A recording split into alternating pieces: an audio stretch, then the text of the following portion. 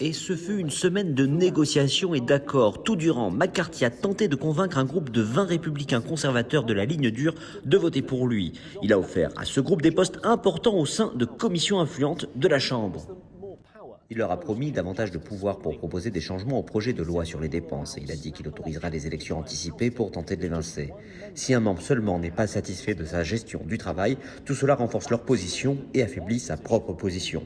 La session du vendredi soir a duré tard et a été pleine de rebondissements. La Chambre s'est réunie à nouveau à 22 h pour reprendre le travail et mener un 14e tour de scrutin.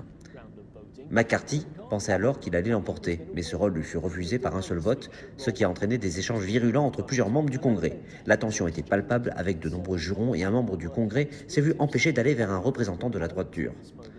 Puis est arrivé le 15e tour de scrutin, où McCarthy a au final obtenu assez de soutien pour décrocher le poste de président.